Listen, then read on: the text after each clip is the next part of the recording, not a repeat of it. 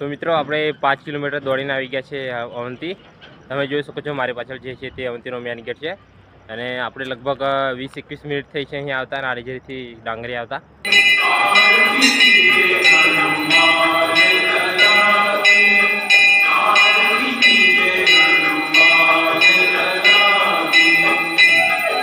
નમસ્કાર મિત્રો, હું છું એસપીને સ્વાગત છે તમારું ફરી મારા નવા બ્લોગની અંદર.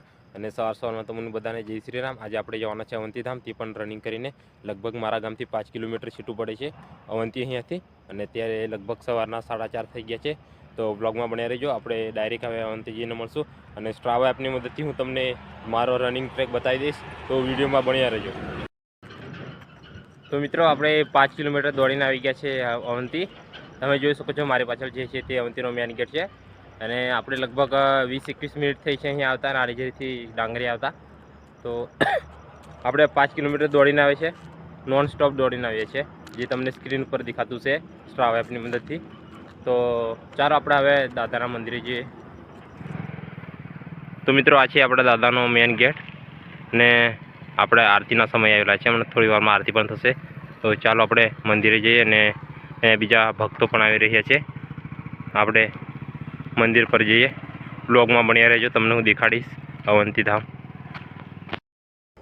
તો ફાઇનલી મિત્રો આપણે અવંતી પર આવી ગયેલા છે, મેન મંદિર ઉપર, જે તમને મારી પાછળ દેખાઈ રહ્યું છે. અત્યારે અવંતી છે. તો આપણે આવીને મોડું બોડું થઈ લીધું છે. આપણે એમ તો ઘરેથી નાહીને આવેલા, પણ આપણે પરસેવો પડી ગયો ને ગરમી થઈ ગઈ દોડીને, એટલા માટે. તો હમણાં થોડીક વારમાં આરતી પણ કરવામાં આવશે છે.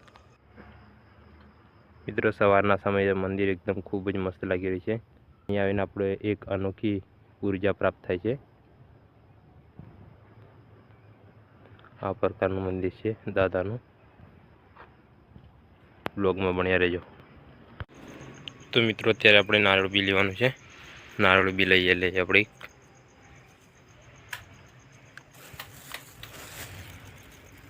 તો મિત્રો આપણે અહીંયાથી નારિયેળ લઈ લીધું છે અને પછી પેમેન્ટ કરવાનું રહેશે. અને હવે જઈએ આપણે મંદિરની અંદર. તો મિત્રો હવે આપણે જઈએ મંદિરમાં દર્શન કરવા માટે.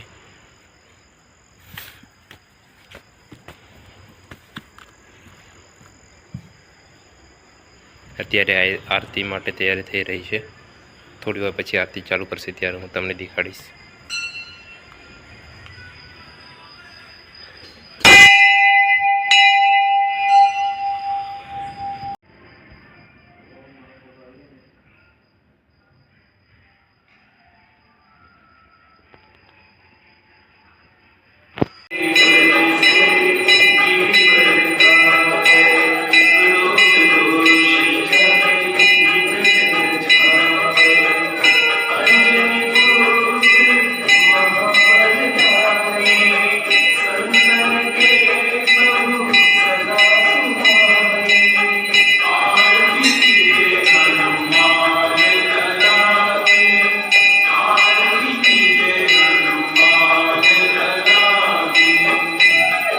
મિત્રો આપણે આરતીનો લાભ લઈ લીધો છે ને હવે આપણે નારિયેળ ફોડવા આવ્યા છીએ.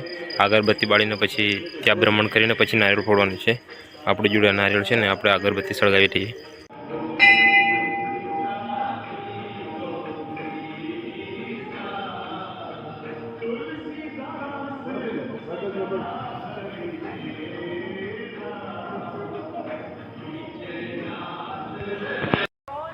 તો મિત્રો આપણે બધા ભગવાનના દર્શન કરી લીધા છે અને તમને આરતીનો લાવો પણ મળી ગયો છે. મેં વિડીયોની અંદર દેખાડી છે તમે.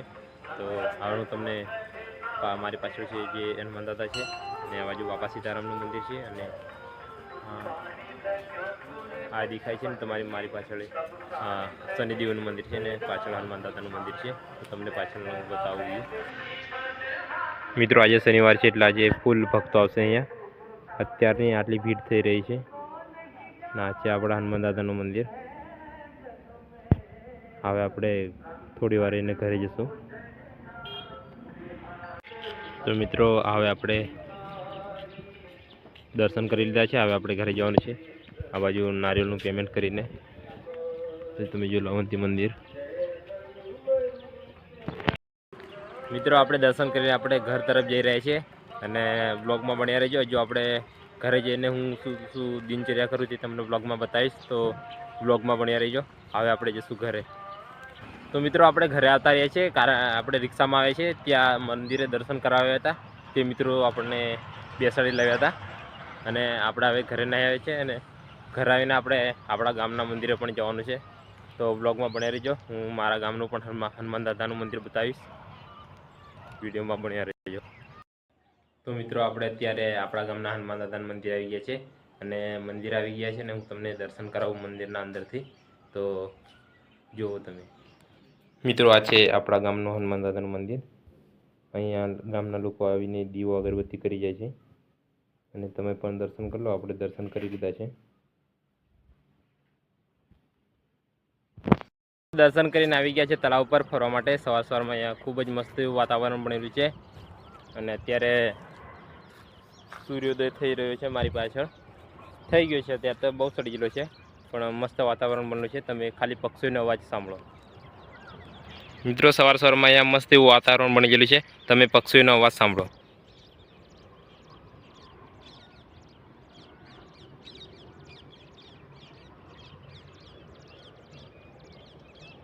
મસ્ત એવો અવાજ સંભળાતો હશે તમને. અને આ બાજુ સૂર્યોદય પણ થઈ ગયો છે. 7:30 જેવા વાગી ગયેલા છે હમણાં. ઉનાળાનો સમય એટલે ટાઈમની કંઈ ખબર નહીં પડે. અત્યારે આપણે આપણા ગ્રાઉન્ડ પર આવી ગયા છે ફરવા માટે. મસ્ત એવું વાતાવરણ બનલું તો થયું લાવને ફરતો આવું. તો આપણે ફરવા આવી ગયેલા છે. ઝોકોળ પડીને એકદમ મસ્ત એવું લીલી દરોડી થઈ ગયેલી છે. તમને દેખાડું મિત્રો, તમને દેખાતું છે ઝોકોળ પડીને એકદમ મસ્ત એવું બની ગયેલું છે.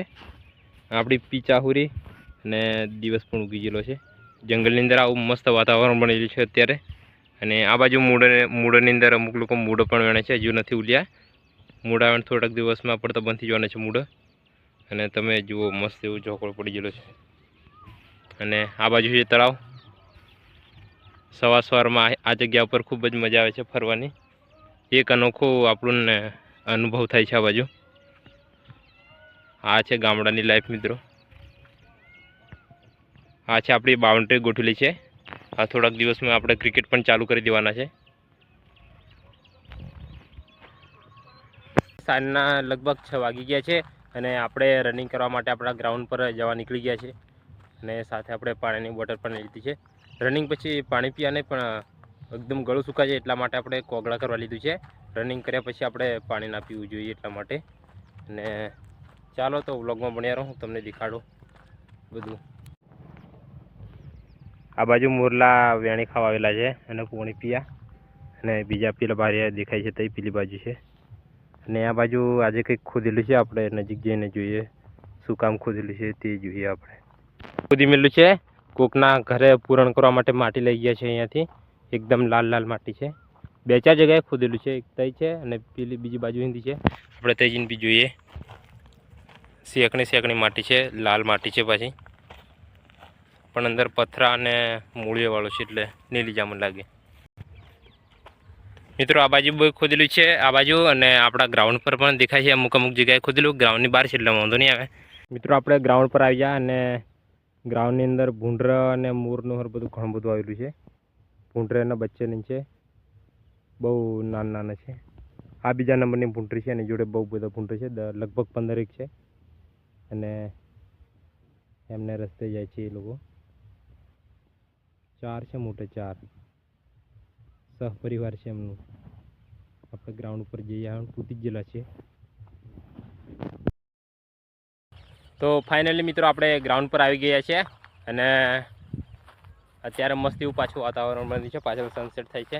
અને પેલી બાજુ જરીક આપણે ટ્રેકની આજુબાજુ ખોદેલું છે. જોવા જઈએ ટ્રેકની ઉપર તો નથી ખોદેલું ને. આ ગામ લોકો પણ ખરા છે હાળા. મારી પાછળ જે તમને આ દેખાઈ રહ્યું છે આ બાજુ એ ખોદેલું છે. આપણે ત્યાં જઈને જોઈએ કેટલું ખોદેલું છે. ટ્રેકમાં નથી આવતું જે. તો મિત્રો, આપણે આ રનિંગ ટ્રેકની અંદર નથી આવતું. આપણો ટ્રેક તૈયાર આ બાજુની આવે છે એટલે વસમેની મેં એટલે સારું છે. નહીં તો વસમે તો ખોદવાવાળાના તો આપણે મૂર બોલાડી દેતા એમ નામ મોણો છીએ. અને આયરીને આપણું ગ્રાઉન્ડ આવું દેખાય છે આપણું. તમે જોઈ શકો છો.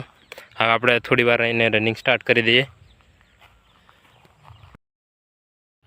તો મિત્રો, જે પેલી માટી ખોદેલી હતી તે શેના માટે ખોદેલી આપણને ખબર પડી છે. જે સ્કૂલની અંદર બગીચો બનાવવાનો હતો એટલા માટે.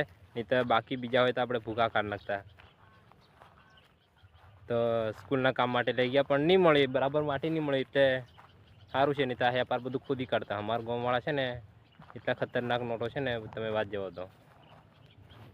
મિત્રો અત્યારે મસ્ત એવું વાતાવરણ બની રહ્યું છે અને પાછળ સનસેટ પણ એવો મસ્ત એવો થઈ રહ્યો છે.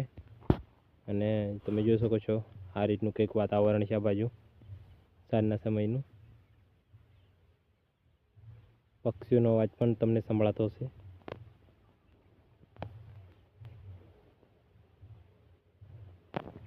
હવે આપણે રનિંગ કરવાના છીએ. આજે બી આપણે 3 કિલોમીટર રનિંગ કરીશું અને પછી આપણે ઘરે જઈશું. તો આ પહેલાં આપણે થોડું ઘણું વોર્મઅપ કરી લઈએ અને આપણા બ્લોગને આપણે અહીં પૂરો કરીએ, કારણ કે પછી મોડું થઈ જાય છે. એટલા માટે તો ફરી મળશું નવા બ્લોગની અંદર. ત્યાં સુધી બધાને જય હિન્દ, જય ભારત. Bye bye.